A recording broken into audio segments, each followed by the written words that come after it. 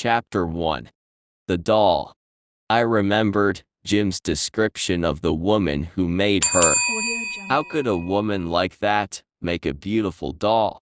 My name is Stephen Amoni, and I am a doctor. I live and work in London, and I have a house by the River Thames. Everything in this story happened because of a doll. It is a strange story, but true. It began on an October day 3 years ago. I can remember it clearly. The early morning sun was shining on the river when I left my house.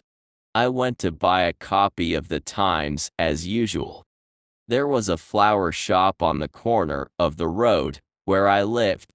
I could see the brightly colored flowers as I reached the corner. I turned into Abbey Lane and continued walking. I was enjoying the warm October sun. After a few minutes, I arrived at the newspaper shop. Suddenly, I remembered that it was a niece's birthday the next week. So I stopped and looked in the shop window. There were games and toys, paper and pens, books and sweets in the window. Most of it has been in that window for years, I thought to myself. I almost decided that there was nothing in the window for my niece. Then I saw a doll. She was half hidden in the corner of the window. She was made of cloth, and she had a painted face. The face was special. It had a lovely gentle look, but sad eyes. Suddenly I felt sorry for her, sitting in that crowded window.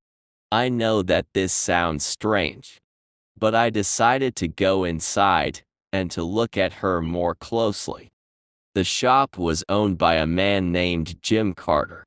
"Good morning, Dr. Amoni," he said brightly when I walked in. "Do you want the Times as usual?" "Yes, please, Jim," I replied. "And I need a present for a little girl. It's her birthday next week." "Is it?" said Jim. "Yes," I said. "I was looking at that cloth doll in your window." "Oh," said Jim. "The one that's half hidden in the corner," I said. Jim looked surprised. "That doll," he said. "She's a little unusual." "Can I see her?" I said. "She's also very expensive," he said. He took the doll from the window and gave her to me, and I nearly dropped her in surprise. She was beautifully made. She seemed almost alive. Her dress and other clothes were handmade, not made by a machine. And her face was hand-painted. I could see it clearly now. "She's lovely," I thought. She was made with a lot of love. I could see this love in the doll's face. I put her down gently. "How much do you want for her, Jim?" I asked. £12, Dr. Amoni," he answered. He saw the surprise in my face and continued, "She's expensive." "I did say that, didn't I?" "You did," I agreed. "Dolls like this cost as much as £20 in the center of London," said Jim. "But I'll tell you what I'll do, doctor. I'll sell her to you for £11. "Who makes them?" I asked. "I'd like to know something about the person who can make beautiful dolls like this." "The woman has lived in Harley Street for some years now," said Jim. "She sometimes comes into my shop and she brings me the dolls." "What's her name?" I asked. "I'm not sure," Jim answered. "It's something like Kalami." "What's she like?" I said. "She's a tall woman with red hair, and she wears very expensive coats and hats," replied Jim. "But she's got a very serious face. She never says very much when she comes into the shop. I'm honestly always glad when she leaves." He stopped for a minute and then said, "And I've never seen her smile." I couldn't understand this. How could a woman like that make dolls as beautiful as these? "I'll buy the doll," I said at last. £11 seemed a lot of money for a doll. As I counted out the pound notes, I felt a little silly. Yes, the doll was a present. But I knew the real reason for buying her. I didn't want to leave her in that shop window. I took the doll home and put her in my small bedroom. She seemed to fill the room with her loveliness. I carefully put her into a box. Then I covered the box with brown paper. Later in the afternoon, I went to the post office and posted it to my niece. In the following days, I could not stop thinking about the doll, or about the gentle face and the sad eyes. I remembered Jim's description of the woman who made her. How could a woman like that make a beautiful doll? It was difficult to believe. So who was she? I wanted to know, but the weather got cold and wet. Children in the area became ill, and I was suddenly very busy. I soon forgot about the woman and the doll. One day, a few weeks later, my telephone rang. A woman's voice said, "Is that Dr. Amoni?" "Yes, it is," I said. "Do you visit people who can pay for your visit?" the woman asked. "Yes, sometimes," I replied. "How much does it cost?" she asked. The voice sounded unpleasant. The woman seemed to think that money was more important than the sick person. "A visit will cost £5, I replied. "Oh," she said. "But if you really can't pay, then I don't ask for the money," I said. "That's all right," she said. "I can pay £5. "What's your name?" I asked. "Rose Calumet," she answered. "I live in the house next to the cake shop in Hartley Street. My rooms are on the second floor." "I'll be there soon," I told her. I arrived at the house next to the cake shop in Hartley Street 10 minutes later and went up the stairs. They were narrow, dirty, and badly lit. As I reached the top of the stairs, a door opened. "Dr. Amoni?" said the unpleasant voice. "Yes," I said. "Please come in," she said. "I'm Rose Calumet." She was a tall woman, between 45 and 50 years old.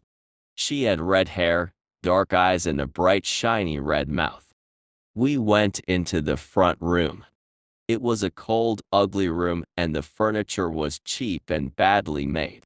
On the cupboard in the corner were a lot of small glass bottles. Then I saw the dolls.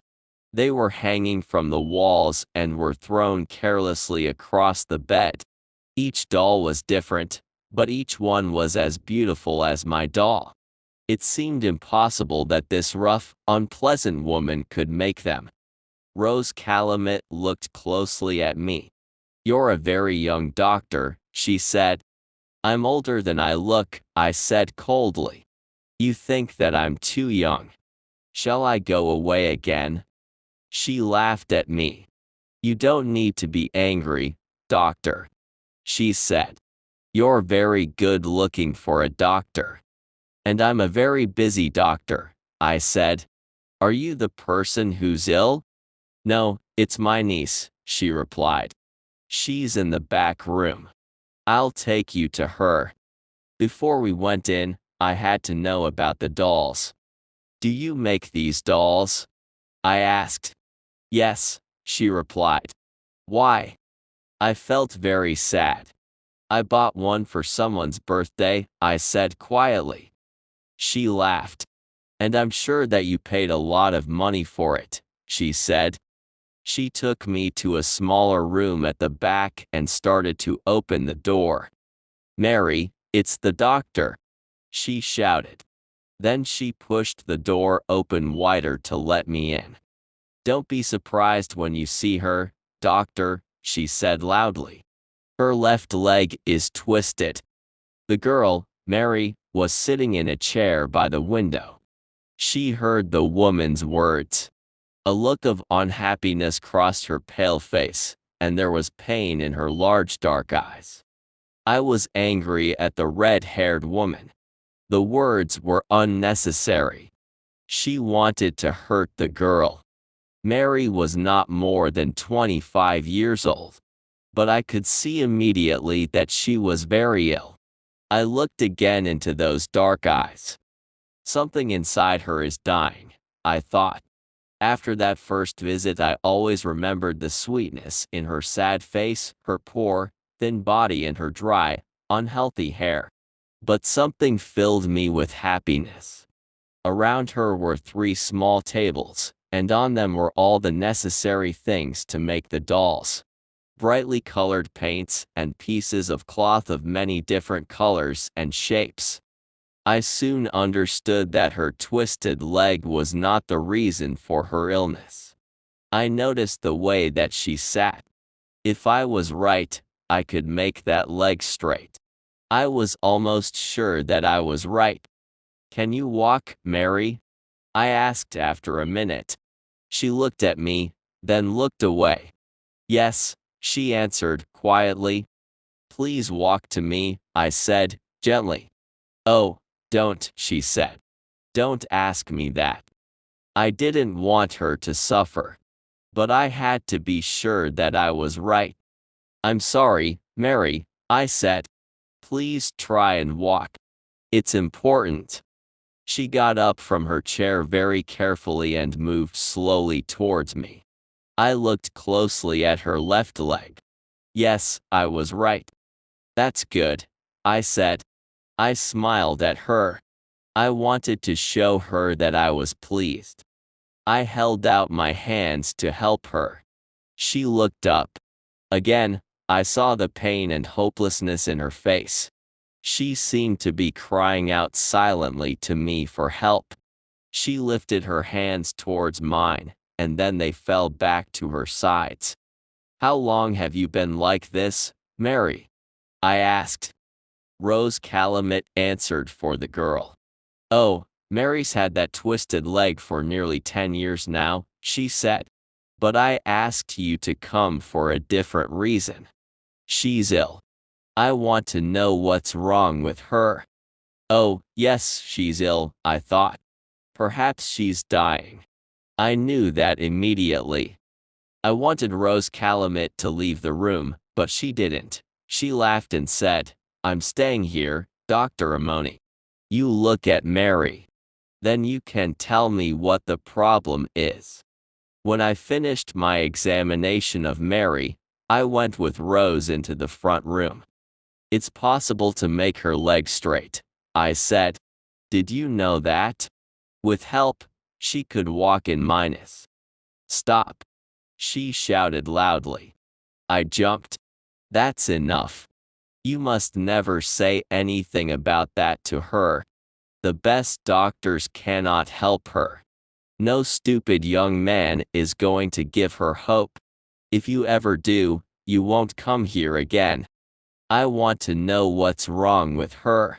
She can't eat or sleep, and she isn't really working. Now, tell me, what did you learn from your examination of her?" "I don't know what's wrong with her yet," I replied. "But something is slowly destroying her, I know that. I shall want to see her again, soon. I'm going to give her some medicine.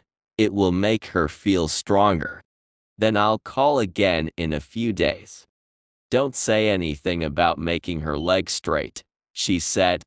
"Do you understand? If you do, I'll get another doctor." "All right," I said. I wanted to be able to visit Mary again, and I thought to myself, perhaps, when Mary's feeling better, I can talk to her about her leg. I was ready to leave. I picked up my bag. "These dolls," I said. "Yes," she said. "I thought that you made them," I said. "I do," she said, in her unpleasant way. "I draw them. Mary makes them. It stops her thinking about her leg. I don't want her to think about the fact that she'll never marry. She'll never have children." I walked out into the bright October sunshine. I knew that Rose Calamit was lying. I now knew the sweet person who made those special dolls. I was happy about this, but I was also worried about Mary. I had to discover what was wrong with her. I had to know before she died.